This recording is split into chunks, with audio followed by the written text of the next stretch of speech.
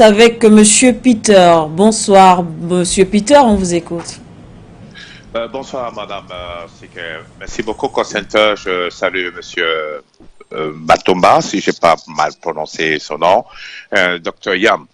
Je vais donner mon point de vue, hein, et puis j'ai eu aussi quelques informations ultra confidentielles.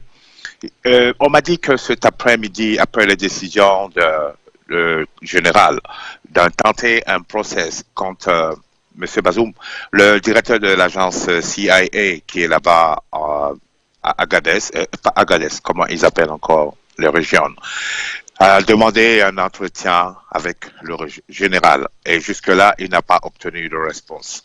Deuxième chose, c'est qu'au niveau du KROC, c'est le panique général parce que si on veut entrer dans le droit international et si on veut entrer également dans le process américain, les Américains, ils sont très prudents.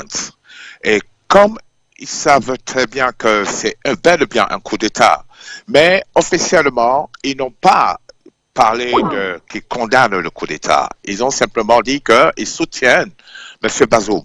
Voici un peu le nuance. Parce que dans le droit américain, s'il y a un coup d'État dans un pays où ils ont une base, ils sont obligés de partir. Ils doivent impérativement partir. C'est comme ça le droit américain. Et ça, ils sont conscients. Donc, Anthony Blinken, qui fait le bruit un peu partout, est très prudente dans son speech. Il évite de dire ça, mais au stade où on est arrivé, où l'espion, parce que M. Bazoum, c'est un agent de la DGSTE, et ça, je ne vous cache pas, c'est pour ça que la France est en train de se muscler pour absolument le capturer. L'objectif, c'est Bazoum, c'est pas le peuple du Niger, c'est pas la démocratie au Niger. Bazoum a un logiciel dans son cerveau qui contient un index dans son cerveau qui contient trop d'informations secrètes, confidentielles, qui vont compromettre le gouvernement français. Et on est à ce stade aujourd'hui. Et moi, les échos que j'ai entendus, il y a une panique parce que l'option de CEDEAO étant moribonde parce que il n'y a vraiment pas de possibilité pour passer sur le ciel de certains pays.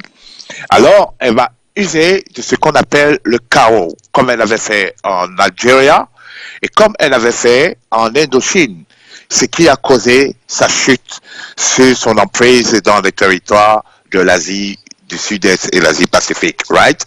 Et aujourd'hui, ils sont en train de réfléchir, mais je dis encore, je plains beaucoup leur sort parce que la France d'aujourd'hui, je parle des dirigeantes actuelles, n'ont aucune lecture de la géopolitique africaine. Je suis désolé parce que ceux que vous voyez là, ils ont porté les mêmes vêtements que Angoulême et celui qui était gouverneur qui a massacré les Camerounais, son nom m'échappe un peu, tellement c'est vilain. Et ils ont les mêmes politiques de Foka quand ils ont éliminé tous les dirigeants africains qui contraillaient le planning français. Donc voilà à quoi nous sommes aujourd'hui. Alors, le général, c'est un homme très intelligent, il n'est pas officier supérieur pour rien, parce que il est en train de gagner du temps. Et en gagnant du temps, il fatigue un peu les autres et aussi, il dérange le plan de la France sur son action pour protéger son précaré. C'est pourquoi ils ont anticipé avec ce procès contre M. Bazoum et qui va faire l'objet d'un droit international que l'ONU sera obligée de respecter. Je vais m'arrêter ici. Merci beaucoup for you media. Très bientôt. And bye.